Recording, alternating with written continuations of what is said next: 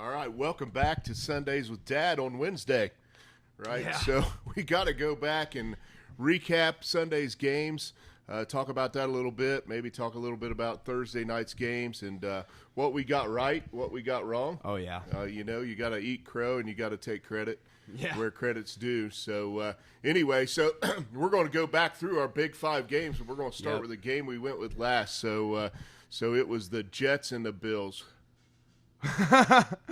Roller coaster, man. What a gut punch to Oh, my gosh. the fans, the coaching staff, the locker room, I mean, that's just everyone who's ever rode on a jet. I'm like, what a gut punch. it's crazy to me how you go and see that defense out there dominate like we all expected. And like I said in the preseason, discussions, like this defense is so good that you could put an average quarterback in it and they're going to win games. And we saw that. We saw this defense absolutely shut down the Bills. It's just your good quarterback played 75 seconds of football for you. And now it's just Yeah. So we predicated our both of our picks for the Jets really on the defense. We certainly didn't think it was going to happen this way, though. No, I mean, I thought there would be maybe some locker room stuff that happened, maybe some chemistry issues, and that's what was going to end up having them be maybe a drop, and that's why I thought so. But like, never in a million years did I think Aaron Rodgers would go out there for 4 snaps and Didn't tear throw his a Achilles. pass. Yeah, he didn't. Didn't throw a pass. Really was running for his life on 2 downs. I mean, yeah, for real. Had to throw one away, and then of course the sack. And I tell you, never have been a big Aaron Rodgers fan, but man, this is probably a career ender. I don't know yet. Medical technology has advanced, but I mean, a torn Achilles is major. It's huge, and he's going to be 40 in December. Man, I just don't. I don't know. I think he's still got years in him just because he's a traditional pocket passer, not really that mobile. But we will see. Yeah. We will see. This is definitely the Jets are scrambling right now. I know some people have linked them to Matt Ryan. Personally, if I'm looking at the QB poll out there, I'm either trading for a backup that I think is going to be able to place in there, or I'm probably going out and getting Carson Wentz, which I know that might sound, but deep down, Carson Wentz, I still have a little bit of faith They got the in. dub, right? I Yeah. mean, but they got the dub, but you got to go to Dallas next week. Oh, and, yeah. And do you believe in Zach Wilson against the Dallas defense? Whew, boy. No, I do not. Going on the road. But do I believe in Dak Prescott against the Jets defense? I don't know, man. Oh boy, They made that's Josh for Allen look another like a day. baby. We probably need to talk about By the that way, next week. I just want to mention bad beat of the week. My fantasy team up 1 point in overtime during that Bills and Jets game. My opponent had the Jets defense punt return touchdown to beat me by 5. That sucks. That sucks. All right, so my biggest takeaway from this game, outside of the Rodgers injury, though, is Josh Allen, boys. Oh yeah. I mean, throwing 3 picks. Look, dude, you needed to kick 2 field goals in the second half to win this game. 2 field goals. You need to move the ball. Dude, you need to learn how to punt. You need to learn how to run out of bounds because you're not going to survive in this league. I'm just like, check down, move the football, get 2 field goals, and you win the game. You got Aaron Rodgers out. What are you doing, dude? Yeah, I mean, straight up, I've been saying it for years that, Josh Allen is this Luka of the NFL. And, I think it's like, I love Luka, and I think Luka's better than Josh Allen. But at the same time, it's this thing where it's like you come in with these MVP expectations every year, but you never do enough to get them. And I think that's Josh Allen. And I think Josh Allen has hit a point where we've seen him. And you know what my opinion on Josh Allen is out of all the quarterbacks in the league, he is one of the best examples of a good quarterback, not great. Yeah, you know me. I can't argue with that. The only connection that was working for him last night was to Diggs, and we kind of said that. We said, that receiver room's probably overrated. It's not as good as you think. The running game, even though Cook had some good runs for him, I mean, didn't look too bad, but it's just there's just not enough there, and you put his decision making. I mean, if that continues this season, I mean, a 500 team, right? Yeah, and thank God now you got a little bigger window in the division with Aaron Rodgers down for the Jets. So. Absolutely. Now your competition is Miami, right? Which they looked. Yeah, we'll get to them. We will get to that in just a minute. So, All right. Game 2. I'm not wearing any Bengals stuff here. It's Tuesday. I'm in beach outfit stuff. I don't care. I'm done with the Bengals today. But in the words of Aaron Rodgers, relax. Yeah. Relax. Now, that was a stinky turd that Cincinnati went up there and first made. off, my two major takeaways from this game is Zach Taylor is still not that great of an XO guy, and the Browns defense could be for real. And I say could be because Joe Burrow looked like a stinker. That might have been his worst game ever, maybe arguably with Week 1 Pittsburgh last year. But that was only bad. a couple 3 sacks, but man, that jersey was awful dirty. Mm-hmm. And I do think Schwartz on Cleveland Browns, their pickup as defensive coordinator, did a very good did a job great job of moving Myles Garrett around a little bit up front. I mean, there was a play where I saw him lined over a center in an empty backfield, and I'm just praying somebody calls a timeout. I'm like, this Yeah. is not going to work out good. But Zadarius Smith on that edge, who had a big first play of the game, right? It's making all the difference in the world in where Yeah. you can put Myles Garrett. And Yeah. I'll tell you what, I don't think the scheme was great, but the Browns secondary played very, very well Yes. against a really, really, really good receiving core. Cincinnati just had nothing going right. It makes me want to throw up in my mouth. We start slow, though. We start slow. We 0-2 Did it last year, yep. But last year, 4 picks and a fumble, and we're still in the game. This was not a game. To be fair, that was more of Pittsburgh's doing of you guys in the game. I agree, but we were in the game. Yeah. This was not close. at any Bengals just point. didn't give the energy that you see from them usually. And I think, if I had to That's a good point. If I had to criticize one thing about this game, I think I'm going to criticize Zach Taylor on the Bengals end. And that's not just for straight up play calling.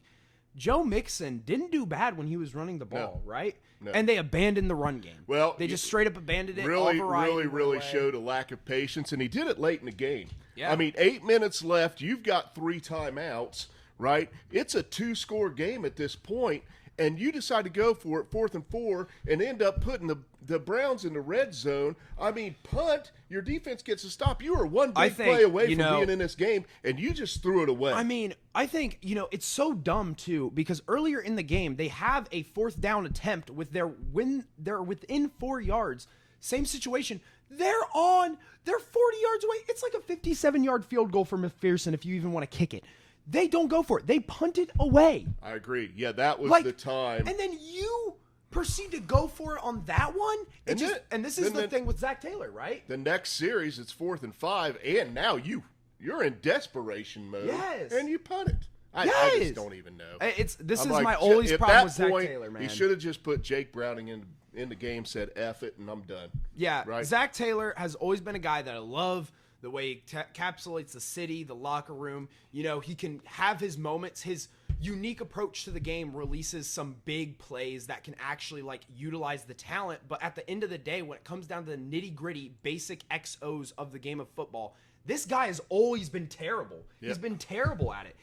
There's these stupid little tiny decisions that just irk you, that keep him from even, in my mind, being a good coach. Yep. He's just kind of sitting there in the middle of the NFL for me because you have your great moments, but dude, you have stinkers. Yeah, I agree, and I kind of felt the same way about Stefanski, but I think he's brought in a really good defensive coordinator in Schwartz, and I think that's going to be good for them. And guess what they found? Kicker. Yeah. Hopkins 3 for 3, right? Yep. And piped them all. I mean, Yeah. all of them were no They look doubters. good. So yeah, that's K-York. so to all you Browns fans out there, right? I'll eat it. I'll take it. I had the Bengals. I was uncertain about the game, even though it took the Bengals, but it wasn't a homer pick. Yeah. I really believe. Yeah. I really believe we see a better football game. It's than kind that. of sinker down in my back of my stomach, I guess. You kind of had this feeling after slow start last year, and then getting 0 starters, Yeah. any snaps in a preseason. Yeah. Maybe it would come out like that.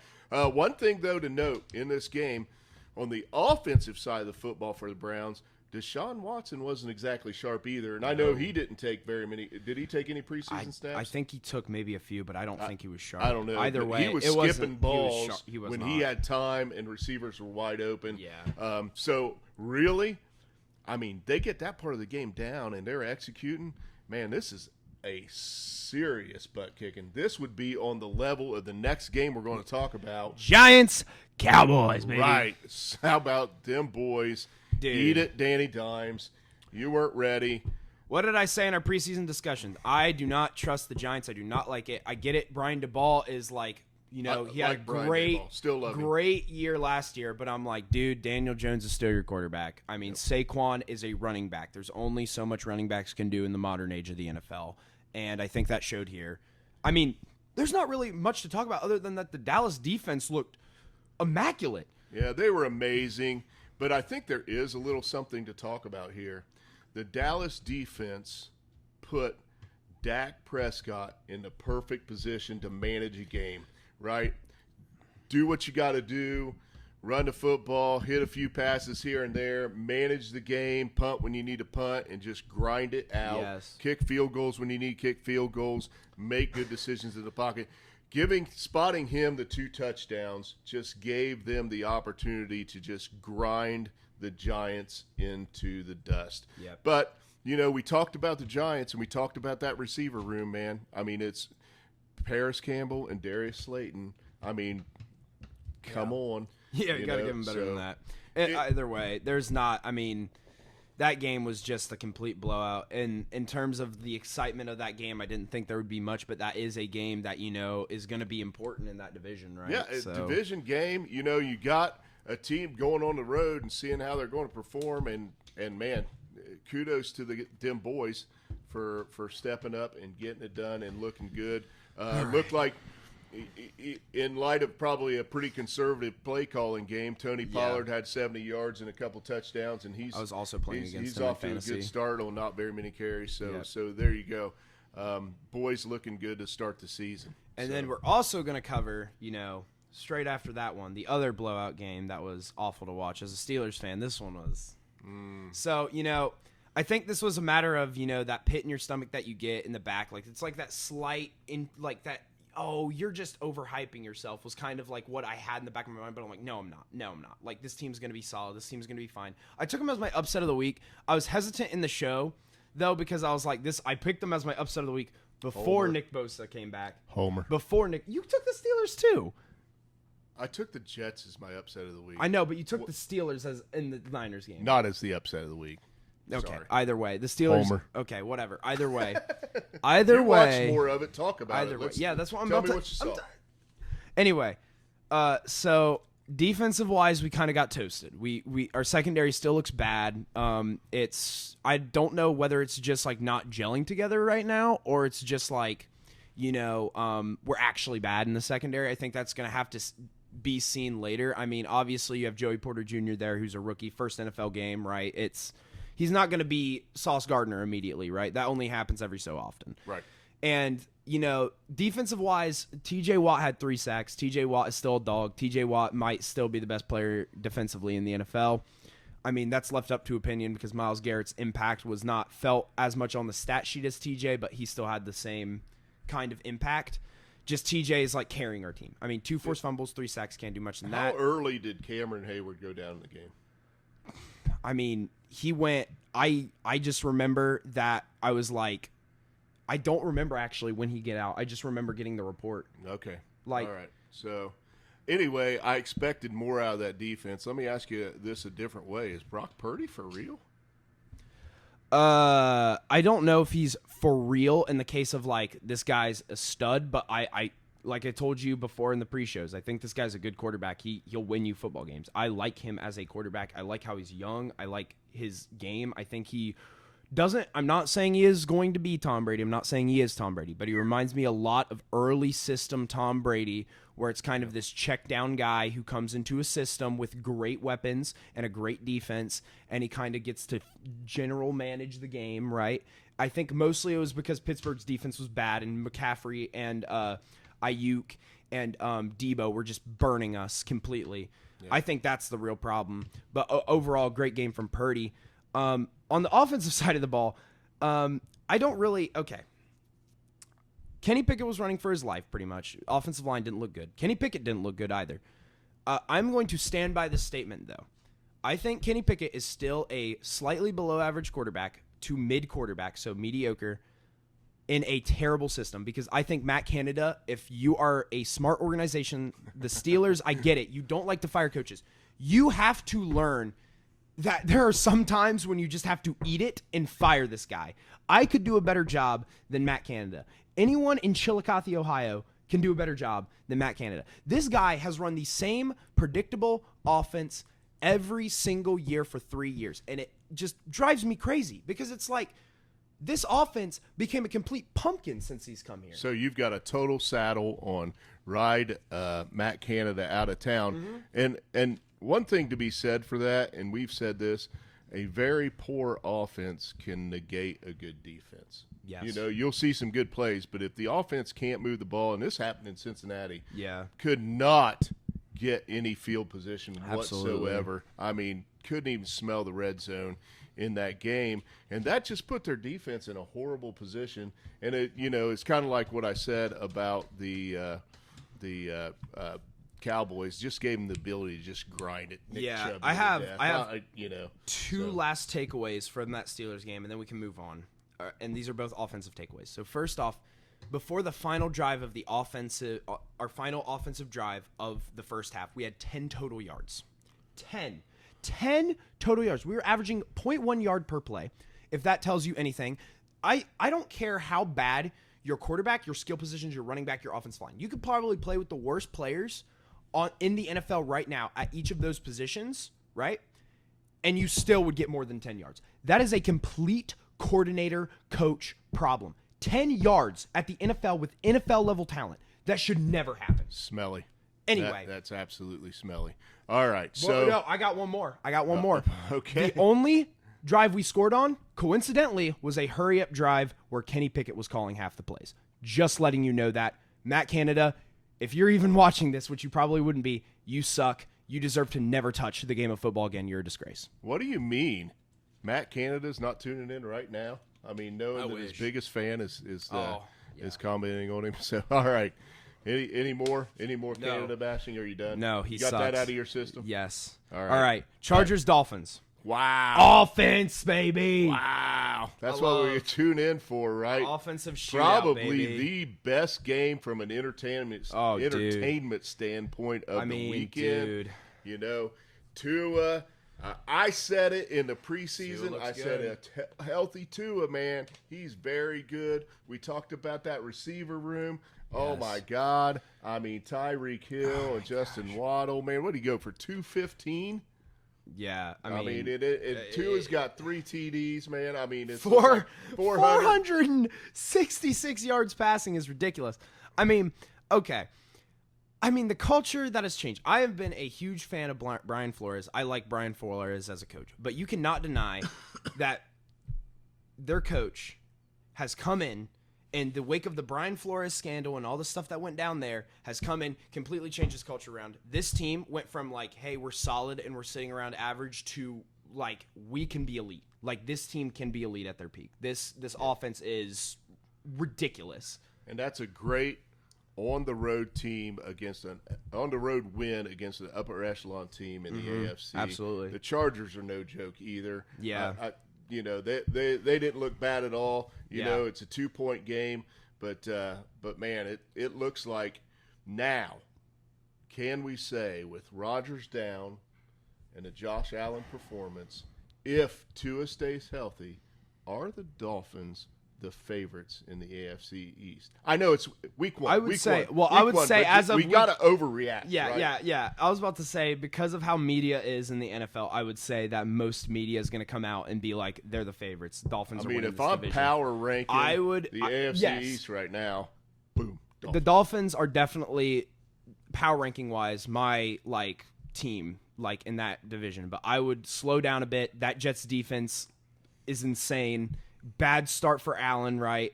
Allen can do that sometimes. We will have still to see. Still a good football team. Bills are still a good football team. We will have to see how that plays out. But right now, the Dolphins look like they're going to do something. And, I mean, you never even know if the Jets can somehow find a way to get at least a solid quarterback. Like, that team still might make noise in that division, too. Did we learn anything about the Chargers, or are they as expected? I mean, I look at the score by quarter. I see 7-10, I'm 7-10, learning 34 points. You kind of expected that out of them, except for you've got this little thing about their coach and not closing games. Is this an issue? Yeah. I don't know if that's the case here. I wouldn't didn't get to say see it the was end of this his. I wouldn't say it's closing games. They were pretty much neck and neck through the entire game, so I don't think it was really an issue of that.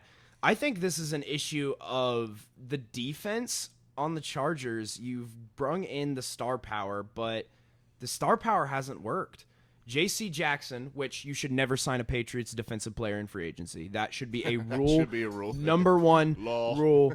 I mean, Derwin James, I didn't really get to see much film of him, so I really don't know. But clearly telling by the score and how Tua absolutely destroyed them on the field passing, I don't think he probably played well. The pass rush clearly didn't work, so Khalil Mack, not really that good. Joey Bosa is obviously more of a run stopper, but even, I mean, like, it's just, this was a very bad game defensively from the Chargers. I don't know what to expect. I think Herbert had a solid game. I mean, nothing to write home about. He had a good week.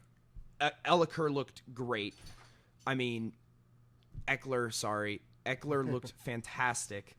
I mean, but other than that, hello, Kane. Hey, Kane. Early appearance by Kane. Yeah, but I mean, this will be a shorter show, so he's got to come in for his cameo. Either way, I think this Chargers team, I like what I saw from the offense. I don't think Staley did that bad of a coaching job. I think this was just simply put that Dolphins offense was showing what they showed against the Ravens like week 2 last year, where they just kind of can torch with Tyreek Hill, Jalen Waddle, Tua. That big three is just, I mean, that's why I said that Jalen Waddle and Tyreek Hill are probably my favorite wide receiver duo in the NFL. I think they're the best. Well, the Chargers didn't really lose pace in the division. KC took an L. Right, I still think these are the two best teams, even though the Raiders won at Denver. That was kind of a congratulations, whatever game. So, so I just there were two other games I thought that were kind of shockers, and then we're going to get to what Zeb really got right this week. But two other games I thought were shockers were the Rams going into Seattle. Yeah, and really just kicking their butt. I mean, this was, the Rams were expected to be bad, and this was like, if I had to say one thing about the Rams in my preseason show, it was like injuries. Are they going to come back from injuries? That's the big question mark, and most people in media, including myself, didn't think so. They weren't going to come back the same way they were. They're without Cooper Kupp, and they hung 30 on the Seahawks, which their defense isn't great, but they also held them to 13. Aaron Donald looked like a monster, as he always does. Matthew Stafford looked like himself. This team, you know what it looked like? It looked like the year they won the Super Bowl. That's what it looked like. That's okay. There's your week 1 overreaction. Let's not get ahead of ourselves. It's only week 1, but beating a playoff team by 17 on the road toughest in a division opponent, 17 points on the road as an underdog after coming off all the injuries without your best wide receiver and arguably your second best player on the team. And then what we got wrong? My lock of the week. I mean, they went into Seattle, which is, as hostile as Kansas City from a noise standpoint, the top toughest places to play in the league. Yes. And absolutely get it done on opening weekend. So that place was absolutely freaking crazy after going to the playoffs last year. There's not very many Rams fans, I hate to say. So. All right, so another game that kind of shocked me, and we said in show 2, we said, would there be any Baker magic this year? And the answer, we were both like, no Baker magic. The answer is yes. Hey, you went into Minnesota, 13-win team last year. Yeah, I mean. On the road, week 1, got it done. Right? I will say, though. Let the legend of Baker To be fair, they only hung 20 points. I think this was not. It was Baker magic. He had 2 touchdowns, right? Yep. He did his job. He did his field manager job, which field manager is very underrated in the NFL. They can make you win games. Like Jimmy Garoppolo got to the Super Bowl that way. Yep. But this was more of the Buccaneer defense coming in and shutting down an offense that was supposed to be, top 10 in the league and limiting them to 17 points. Jordan Addison had a good game. Justin Jefferson had a good first half. Right. And then you made those adjustments. Kirk never looked Justin Jefferson's way again. I think he got 2 targets in the second half. Yep. It looked like it kind of reminded me of Josh Allen, Stephon Diggs. We got stuff going, man, but we couldn't close the deal. Yeah. Could not get it over the top, right? So, again, that was kind of a shocker for me. So, anyway, what I can say we because we do the show together, right? Yeah. What we got right. So, Zeb gave you 3 I gave you 3 games lock to play. bets, baby. Three games. He said, these are the best games I see from a spread standpoint. And the first one, I was like, I don't see it, dude. It's a no bet for me. It was a 1.5 point spread. And then you see a kid, Jordan Love, that sat under Rodgers for 3 years, man. And I told you that I'm pretty confident in the Packers winning this game. I said I was pretty confident in the Eagles. I said I was pretty confident in the Jags, and all 3 of their games hit. Eagles had a little bit of a at the end there, but at the end of the day, money's money, right? I mean, yep, there you go. I got the bets right. He said 3-0, and he said on my lock, he says, I'm not sure I'd push the button. I'm not sure, on that but Seahawks-Rams maybe game. So he held that more of his no bet. So 3-0. So you might want to tune in. Yeah, for the I big mean, if 3 you would have bet week. those games, I'm just saying that's $150 if you bet 50 on each. So Yeah, there you go. that's a solid little pay grade. If you right there. parlay them, man, you're bringing in some cash. Yeah, but I mean, like, if I had to give away a takeaway from each of those games individually, I would say Patriots, Bill Belichick.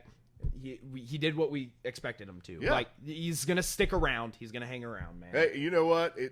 I was just having a conversation this morning about the Patriots, and I said, you know what? They're probably going to find a way to hang around that 500 mark because they're just tough to beat. And I really think, even though the Steelers laid a stinker, it reminds me of Tomlin and that Steelers team, and he always finds a way to get to that 500 or above mark and not have a losing season. So, and I didn't think the Patriots played bad. I think the Eagles were just better. I mean, they were at the doorstep of the Eagles. Let's say theoretically that last drive comes earlier in the game.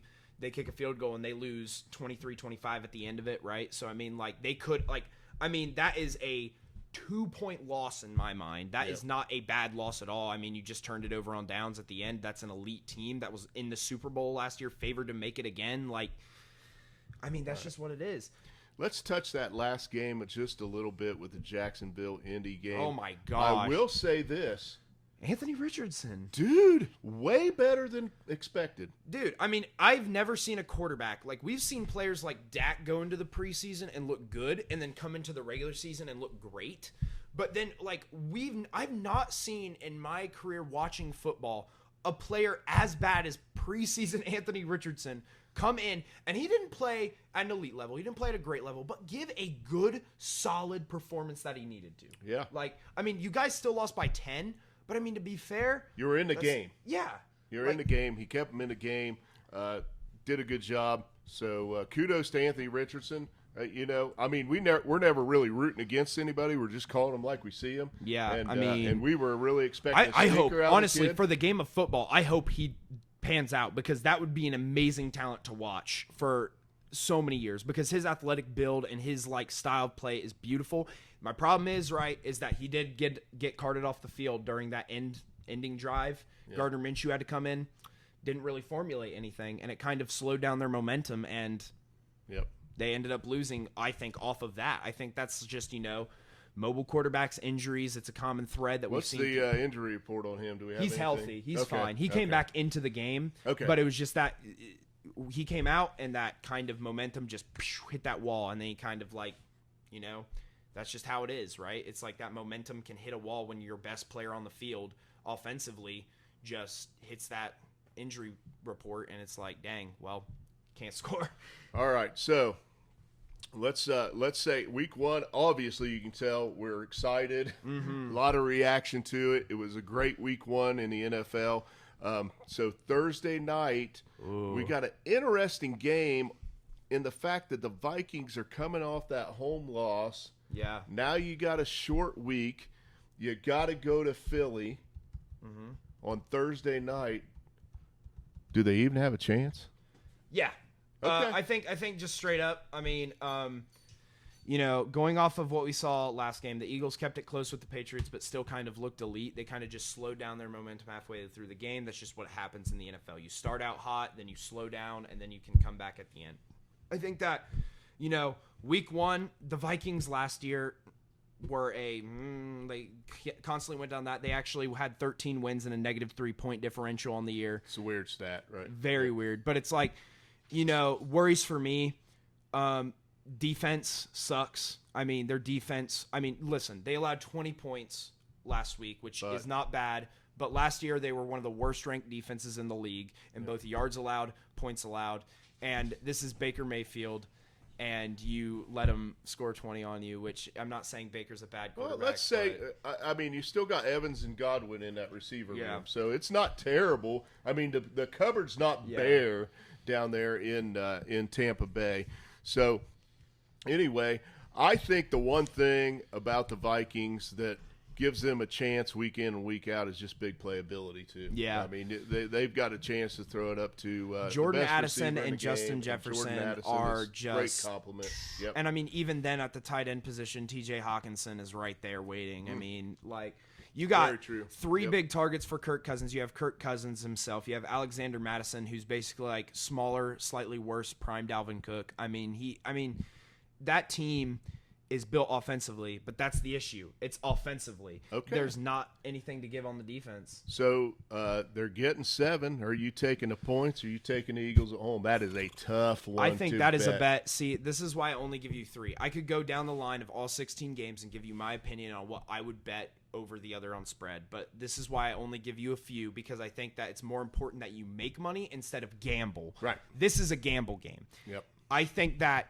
the Vikings could just as easily lose by 20, and they could just as easily march in there and lose by 3 or win by like 3 or 4. Like, I think this is one of those games where it's like it's week 2. We don't have much to go off of, right? It's in Philly, which kind of makes me want to lean towards those Eagles, but at the same time, 7 points is a lot. Yeah, and I tell you what, the Thursday night games after these teams get started, short week.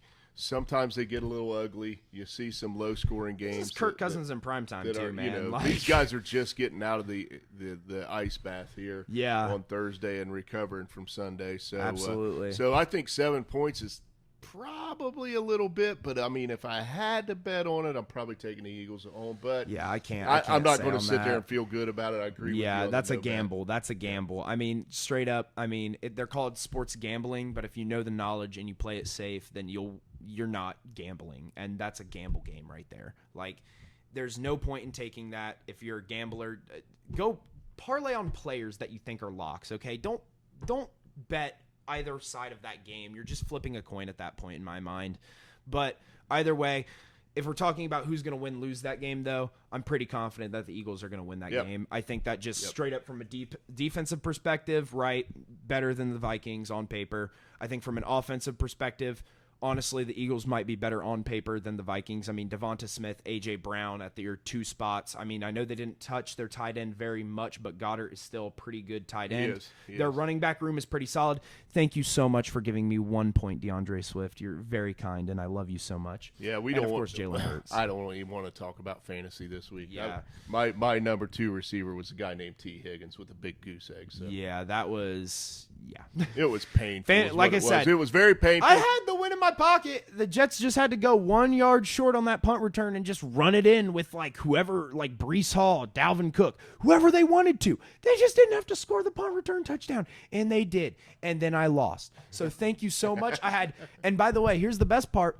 I said DeAndre Swift gave me a point. Well, guess what? Tyler Algier had about 24 on my bench. So there you go. Yeah, if I would have been a good fantasy manager, if I was a better fantasy manager, which I'm historically not very well, I would have had the 3rd most points week 1, but I didn't. And so welcome to our 2023 fantasy season. We're tanking. Steelers tanking for Caleb Williams. Steelers tanking. Bengals tanking. But we're not quitting. We will be back next week.